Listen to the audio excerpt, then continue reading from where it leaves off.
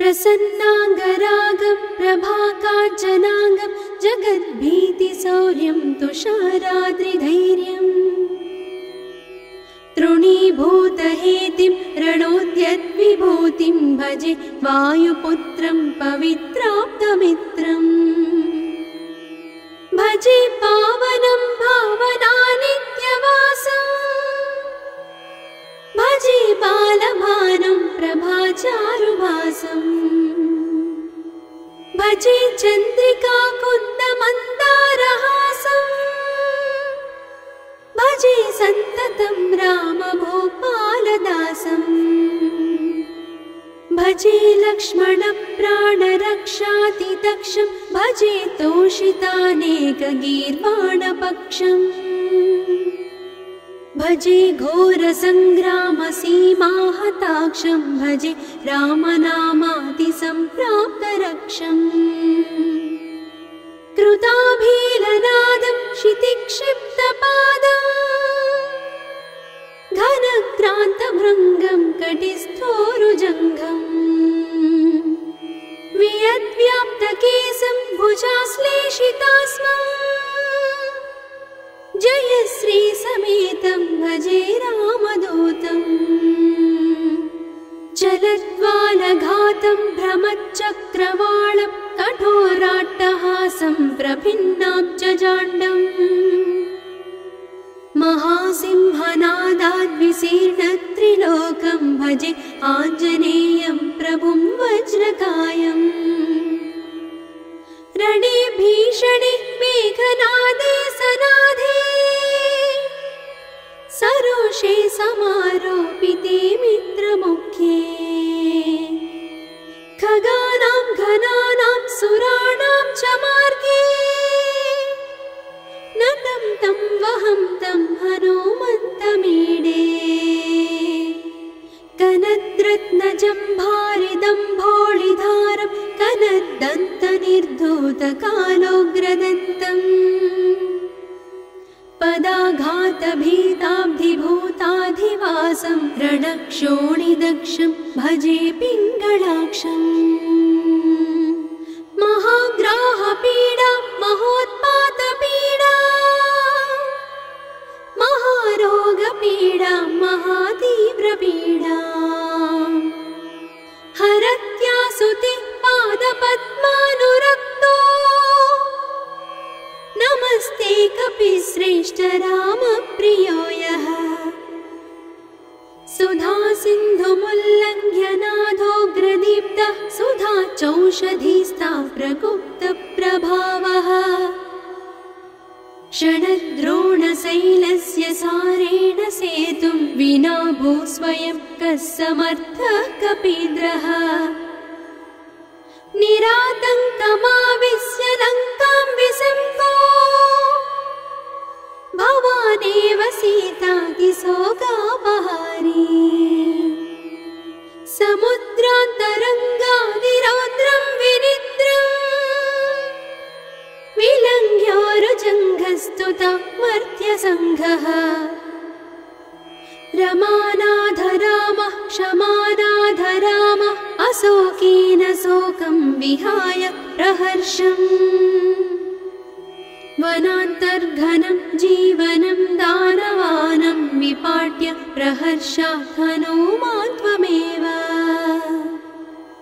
जराभारतो भूरिपीडां शरीरे निराधारणारूढगाढप्रतापे भवत्पादभक्तिं भवद्भक्तिरक्तिं कुरु श्रीहनुमत्प्रभो मे दयाळो महायोगिनो ब्रह्मरुद्रादयो वा न जानन्ति तत्त्वं निजं राघवस्य कथं ज्ञायते मातृसे नित्यमेव प्रसीद प्रभो वानरेन्द्रो नमस्ते नमस्ते महासत्त्ववाहाय तुभ्यं नमस्ते महावज्रदेहाय तुभ्यं नमस्ते परिभूतसूर्याय तुभ्यम्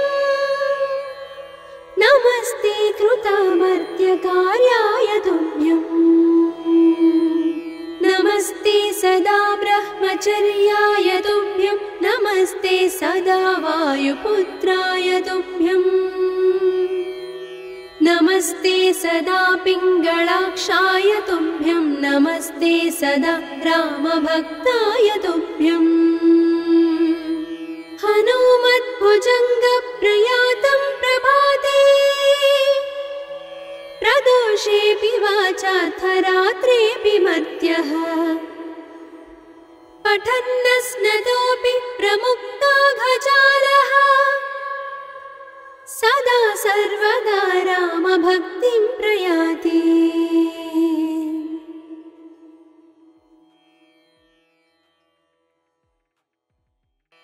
प्रसन्नाङ्गरागं प्रभाकाञ्चनाङ्गं जगद्भीतिशौर्यं तुषाराद्रिधैर्यम् तृणीभूतहेतिं रणोद्यद्विभूतिं भजे वायुपुत्रं पवित्राप्तमित्रम् भजे पावनं भावनानित्यवासम् भजे बालभानं प्रभाचारुभासम् भजे चन्द्रिकाकुन्दमन्दारहासम् भजे सन्ततं रामभूपालदासम्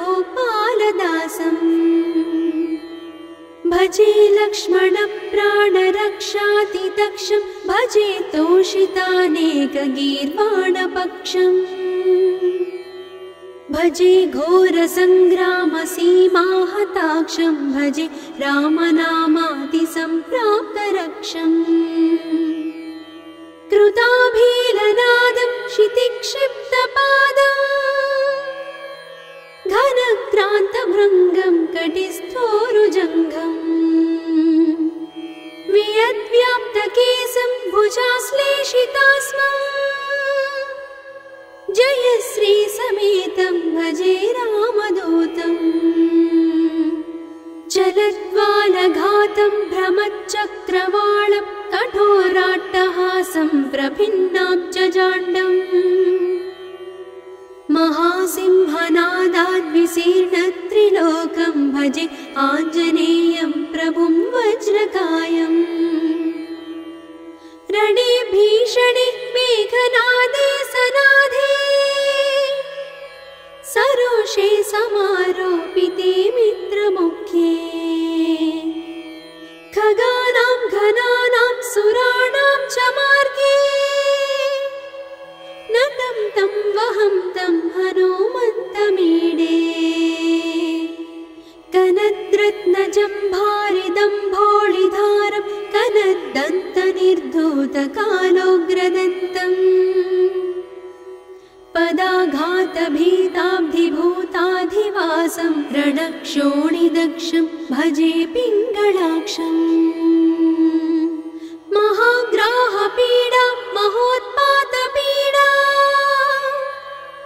महारोगपीडा महातीव्रपीडा हरत्यासुते पादपद्मानुरक्तो नमस्ते कपिश्रेष्ठ रामप्रियो यः सुधा सिन्धुमुल्लङ्घ्य नाथोग्रदीप्तः सुधा चौषधीस्था प्रगुप्तप्रभावः षडद्रोणशैलस्य सारेण सेतुं विना भूस्वयं कः समर्थः कपीन्द्रः निरातङ्कमाविश्य लङ्कां विसम्पो भवानेव सीतातिशोकापहारी समुद्रान्तरङ्गादिरौद्रं विनिद्रम् विलङ्घ्योरुजङ्घस्तुता मर्त्यसङ्घः रमानाधरामः क्षमानाधरामः अशोकेन शोकं विहाय प्रहर्षम् वनान्तर्घनं जीवनं दानवानं विपाट्य प्रहर्षात् हनुमान् त्वमेव जराभारतो भूरिपीडां शरीरे निराधारणारूढगाढप्रतापे भवत्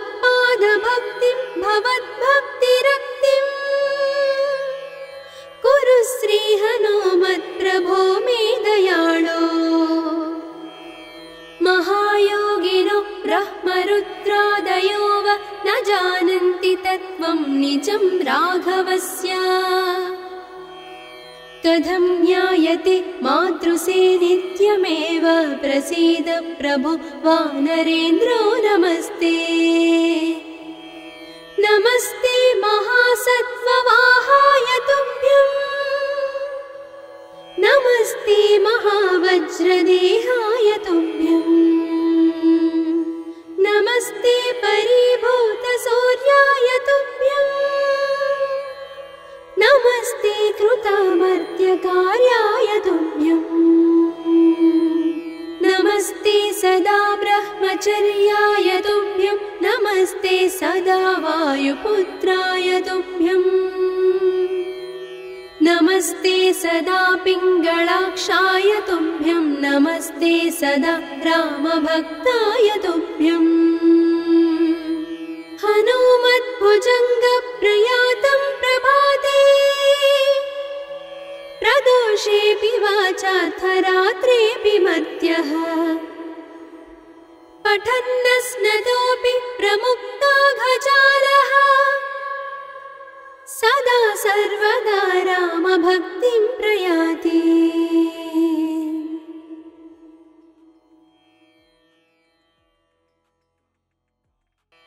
प्रसन्नाङ्गरागं प्रभाकाञ्चनाङ्गं जगद्भीतिशौर्यं तुषाराद्रिधैर्यम् तृणीभूतहेतिं रणोद्यद्विभूतिं भजे वायुपुत्रं पवित्राप्तमित्रम् भजे पावनं भावनानित्यवासम् भजे बालभानुं प्रभाचारुभासम् भजे चन्द्रिकाकुन्दमन्दारहासम् भजे सन्ततं रामभूपालदासम् भजे लक्ष्मणप्राणरक्षातिदक्षं भजे तोषितानेकगीर्वाणपक्षम् भजे घोरसङ्ग्रामसीमाहताक्षं भजे रामनामातिसम्प्राप्तरक्षम् कृताभीलनादं क्षितिक्षिप्तपादम् घनक्रान्तभृङ्गं कटिस्थोरुजङ्घम् वियद्व्याप्तकेशं भुजाश्लेषितास्मम् जयश्रीसमेतं भजे रामदूतम् चलद्वालघातं भ्रमच्चक्रवालं कठोराट्टहासं प्रभिन्नाब्जजाण्डम् महासिंहनादाद्विशीर्णत्रिलोकं भजे आञ्जनेयं प्रभुं वज्रकायम् रणे भीषणे मेघनादे सनाधे सरोषे समारोपिते मित्रमुख्ये खगानां घनानां सुराणां च मार्गे नतं तं वहं तं हनुमन्तमीडे कनद्रत्नजम्भारिदम्भोळिधारं कनद्दन्तनिर्धूतकालोग्रदन्तम् पदाघातभीताब्धिभूताधिवासं रणक्षोणिदक्षं भजे पिङ्गळाक्षम् महाग्राहपीडा महोत्पातपीडा महारोगपीडा महातीव्रपीडा हरत्यासुते पादपद्मानुरक्तो नमस्ते कपिश्रेष्ठ रामप्रियो यः सुधा सिन्धुमुल्लङ्घ्यनाथोग्रदीप्तः सुधा चौषधीस्था प्रगुप्तप्रभावः षडद्रोणशैलस्य सारेण सेतुं विना भूस्वयं कः समर्थः कपीन्द्रः निरातङ्कमाविश्य लङ्कां विसम्पो भवानेव सीतातिशोकापहारी समुद्रान्तरङ्गादिरौद्रं विनिद्रम् पुरस्तुता मर्त्यसङ्घः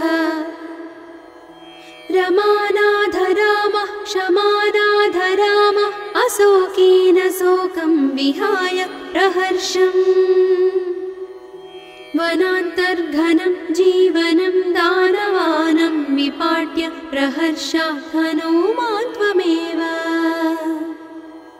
जराभारतो भूरिपीडां शरीरे निराधारणारूढगाढप्रतापे भवत्पादभक्तिं भवद्भक्तिरक्तिं कुरु श्रीहनुमत्प्रभो मे दयाळो महायोगिनो ब्रह्मरुद्रादयो वा न जानन्ति तत्त्वं निजं राघवस्य कथं ज्ञायते मातृसे नित्यमेव प्रसीद प्रभो वानरेन्द्रो नमस्ते नमस्ते महासत्त्ववाहाय तुभ्यं नमस्ते महावज्रदेहाय तुभ्यं नमस्ते परिभूतसूर्याय तुभ्यं नमस्ते कृतामर्त्यकार्याय तुभ्यं नमस्ते सदा ब्रह्मचर्याय तुभ्यं नमस्ते सदा वायुपुत्राय तुभ्यं नमस्ते सदा पिङ्गळाक्षाय तुभ्यं नमस्ते सदा रामभक्ताय तुभ्यं हनुमद्भुजङ्गप्रयातं प्रभाते प्रदोषेऽपि वाचार्थरात्रेऽपि मर्त्यः पठन्नस्नतोऽपि प्रमुक्ताघजालः सदा सर्वदा रामभक्तिं प्रयाति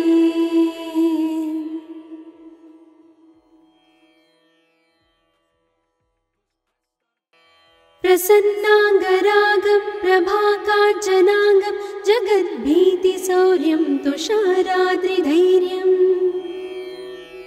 तृणीभूतहेतिं रणोद्यद्विभूतिं भजे वायुपुत्रं पवित्राप्तमित्रम् भजे पावनं भावनानित्यवासम् भजे बालभानं प्रभाचारुभासम्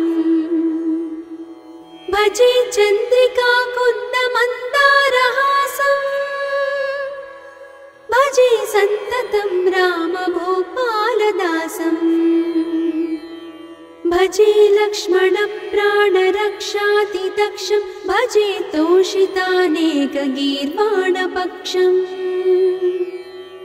भजे घोरसङ्ग्रामसीमाहताक्षं भजे रामनामातिसम्प्राप्तरक्षम् कृताभीलनादं क्षितिक्षिप्तपादम् घनक्रान्तभृङ्गं कटिस्थोरुजङ्घम् वियद्व्याप्तकेशं भुजाश्लेषितास्मम् जयश्रीसमेतं भजे रामदूतम् चलद्वालघातं भ्रमच्चक्रवालं कठोराट्टहासं प्रभिन्नाब्जजाण्डम् महासिंहनादाद्विशीर्णत्रिलोकं भजे आञ्जनेयं प्रभुं वज्रकायम् रणे भीषणे मेघनादे सनाधे सरोषे समारोपिते मित्रमुख्ये खगानां घनानां सुराणां च मार्गे नतं तं वहं तं हनुमन्तमीडे कनद्रत्नजम्भारिदम्भोळिधारं कनद्दन्तनिर्धूतकालोग्रदन्तम् पदाघातभीताब्धिभूताधिवासं रणक्षोणिदक्षं भजे पिङ्गळाक्षम् महाग्राहपीडा महोत्पातपीडा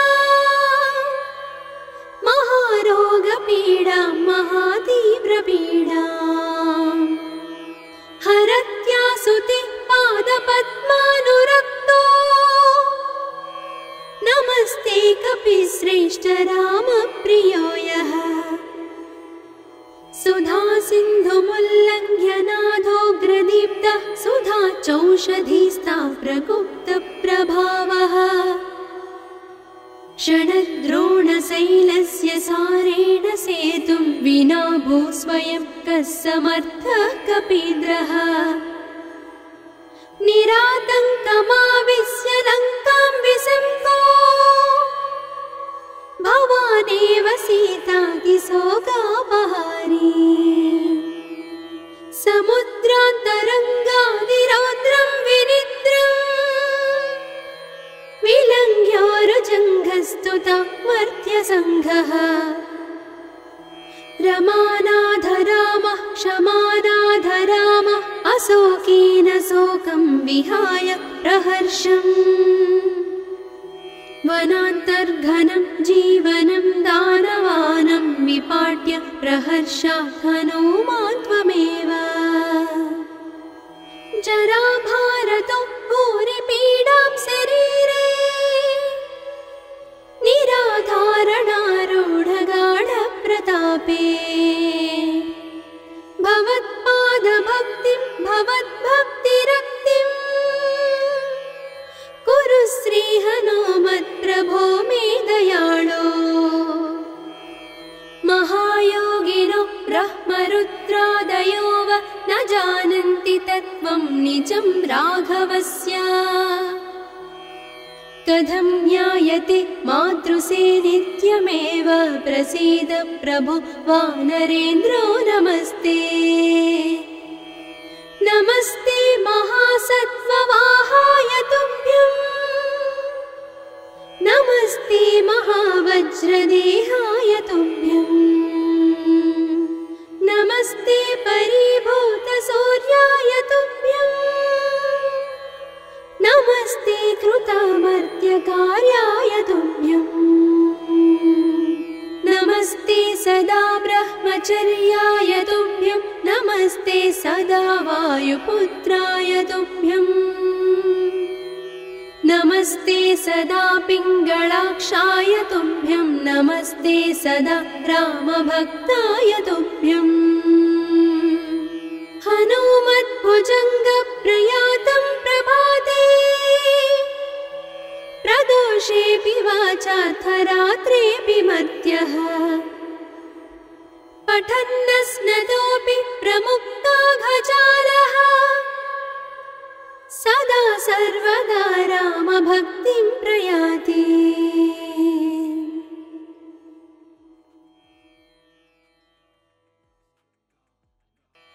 प्रसन्नाङ्गरागं प्रभाकाञ्चनाङ्गं जगद्भीतिशौर्यं तुषाराद्रिधैर्यम्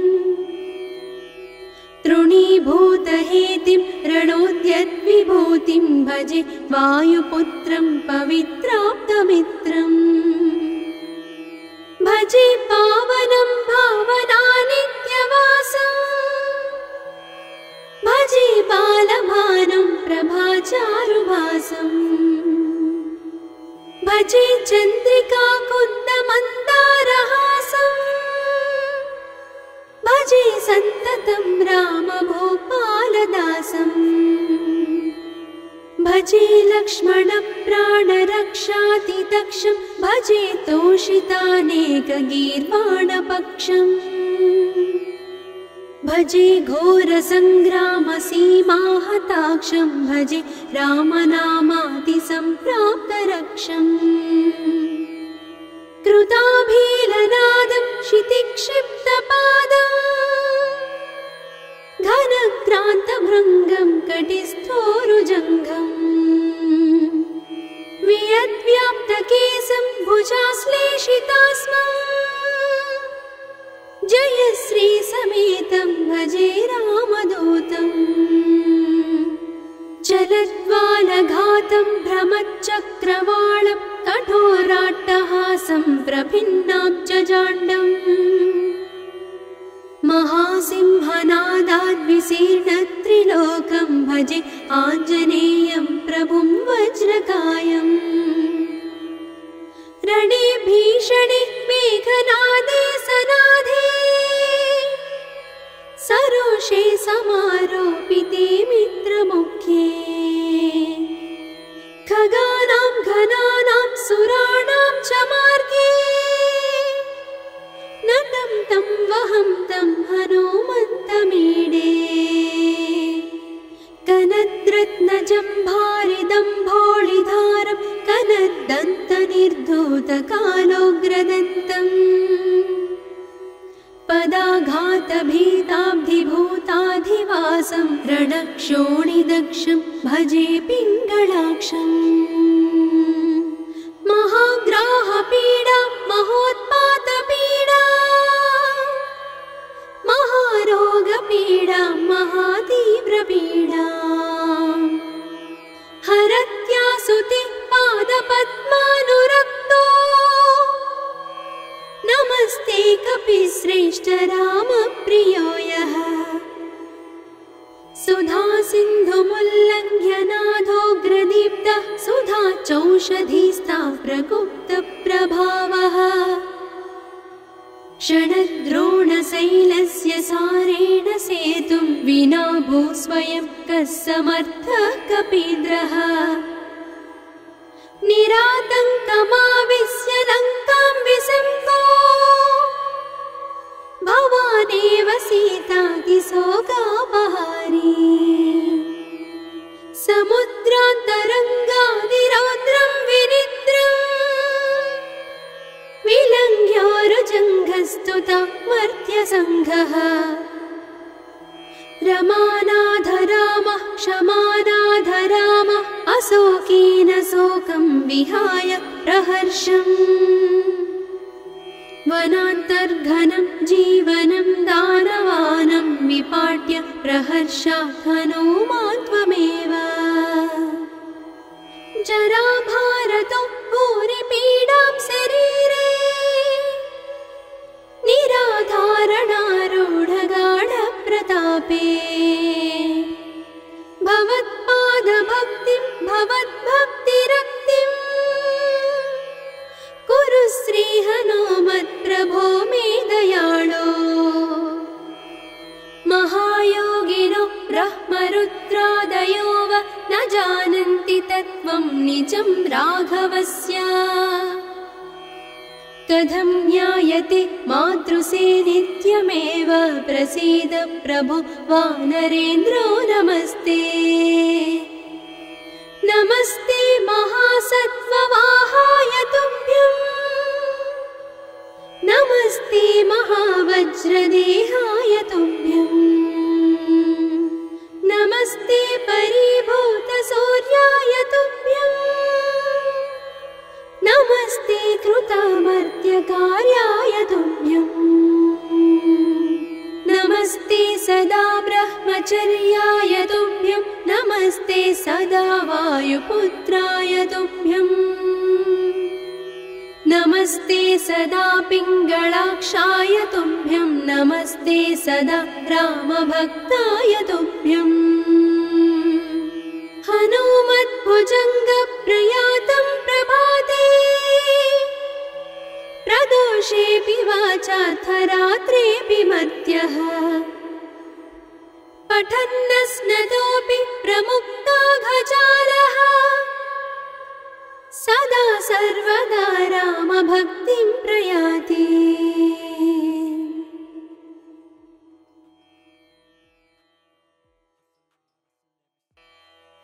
प्रसन्नाङ्गरागं प्रभाकाञ्चनाङ्गं जगद्भीतिशौर्यं तुषाराद्रिधैर्यम् तृणीभूतहेतिं रणोद्यद्विभूतिं भजे वायुपुत्रं पवित्राप्तमित्रम् भजे पावनं भावनानित्यवासम् भजे बालभानं प्रभाचारुभासम् भजे चन्द्रिकाकुन्दमन्दारहासम् भजे सन्ततं रामभूपालदासम् भजे लक्ष्मणप्राणरक्षातिदक्षं भजे तोषितानेकगीर्वाणपक्षम् भजे घोरसङ्ग्रामसीमाहताक्षं भजे रामनामातिसम्प्राप्तरक्षम् कृताभीलनादं क्षितिक्षिप्तपादम् घनक्रान्तभृङ्गं कटिस्थोरुजङ्घम् वियद्व्याप्तकेशं भुजाश्लेषितास्मम् जयश्री समेतं भजे रामदूतम् चलद्वालघातं भ्रमच्चक्रवालं कठोराट्टहासं प्रभिन्नाब्जजाण्डम् महासिंहनादाद्विशीर्णत्रिलोकं भजे आञ्जनेयं प्रभुं वज्रकायम् रणे भीषणे मेघनादे सनाधे सरोषे समारोपिते मित्रमुख्ये खगानां घनानां सुराणां च मार्गे नतं तं वहं तं हनुमन्तमीडे कनद्रत्नजम्भारिदम्भोळिधारं कनद्दन्तनिर्धूतकालोग्रदन्तम् पदाघातभीताब्धिभूताधिवासं रणक्षोणिदक्षं भजे पिङ्गळाक्षम्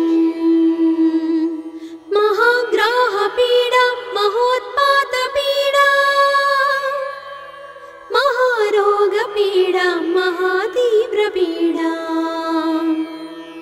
हरत्यासुते पादपद्मानुरक्तो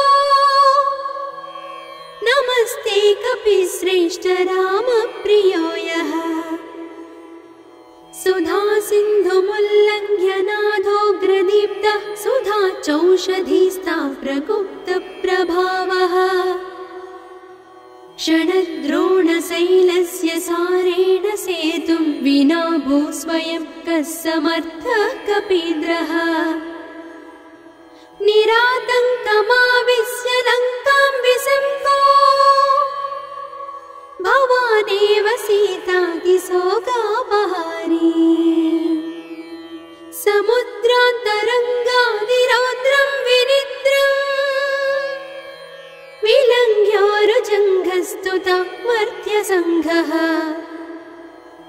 रमानाथ रामः क्षमानाथ रामः अशोकेन शोकं विहाय प्रहर्षम् वनान्तर्घनं जीवनं दानवानं विपाट्य प्रहर्षात् हनुमान् त्वमेव जराभारतो भूरिपीडां शरीरे निराधारणारूढगाढप्रतापे भवत्पादभक्तिं भवद्भक्तिरक्तिं कुरु श्रीहनुमत्प्रभो मे दयाळो महायोगिनो ब्रह्मरुद्रादयो वा न जानन्ति तत्त्वं निजं राघवस्य कथं ज्ञायते मातृसे नित्यमेव प्रसीद प्रभो वानरेन्द्रो नमस्ते नमस्ते महासत्त्ववाहाय तुभ्यं नमस्ते महावज्रदेहाय तुभ्यं नमस्ते परिभूतसूर्याय तुभ्यं नमस्ते कृतामर्त्यकार्याय तुभ्यं नमस्ते सदा ब्रह्मचर्याय तुभ्यं नमस्ते सदा वायुपुत्राय तुभ्यं नमस्ते सदा पिङ्गळाक्षाय तुभ्यं नमस्ते सदा रामभक्ताय तुभ्यं हनुमद्भुजङ्गप्रयातं प्रभाते प्रदोषेऽपि वाचार्थरात्रेऽपि मर्त्यः पठन्नस्नतोऽपि प्रमुक्ताघजालः सदा सर्वदा रामभक्तिं प्रयाति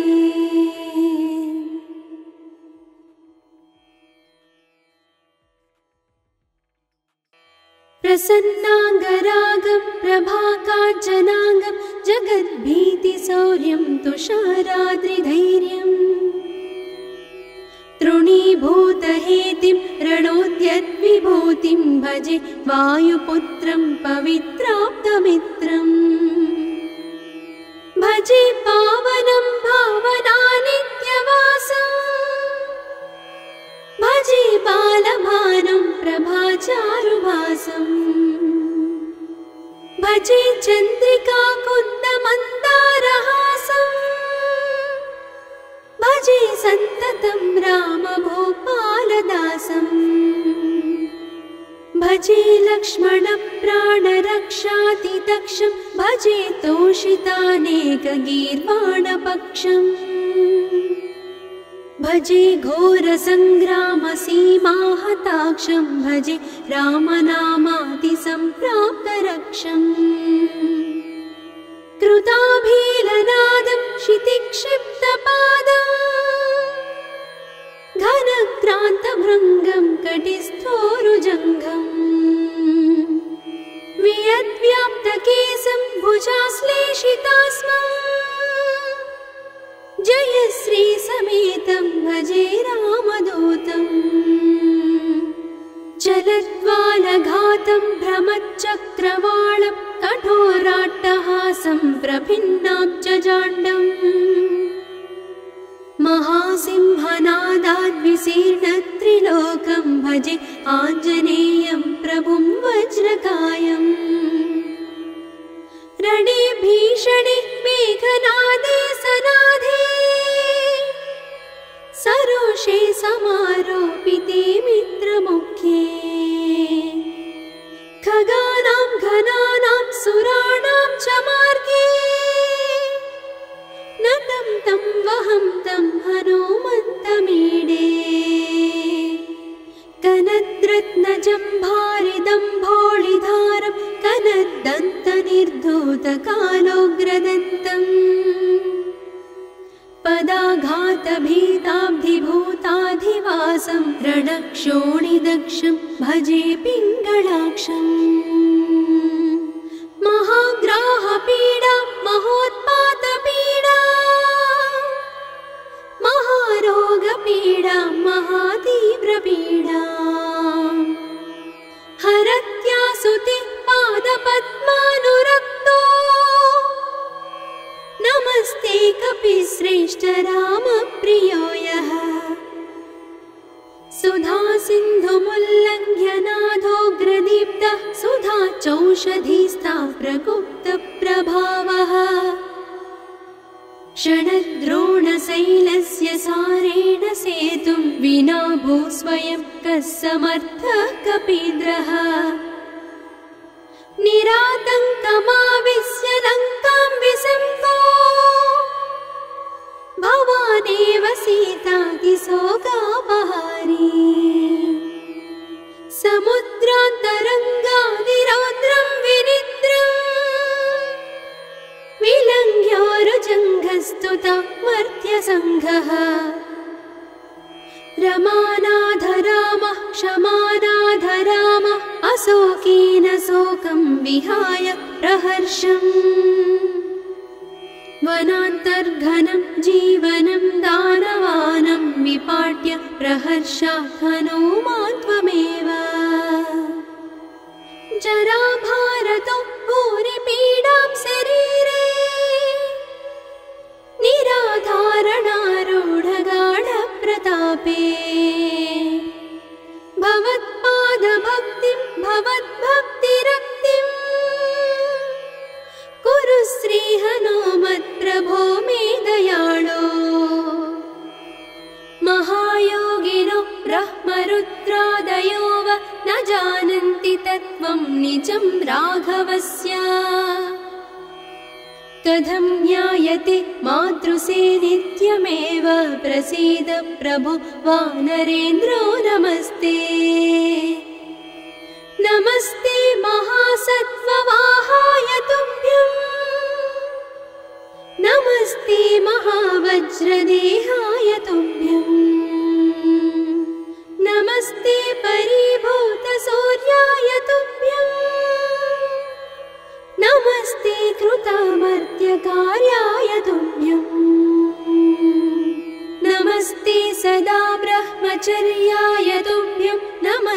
सदा वायुपुत्राय तुभ्यम् नमस्ते सदा पिङ्गलाक्षाय तुभ्यं नमस्ते सदा रामभक्ताय तुभ्यम् हनुमद्भुजङ्गप्रयातं प्रभाते प्रदोषेऽपि वाचार्थरात्रेऽपि मर्त्यः पठन्नस्नतोऽपि प्रमुक्ताघजालः सदा सर्वदा रामभक्तिं प्रयाति।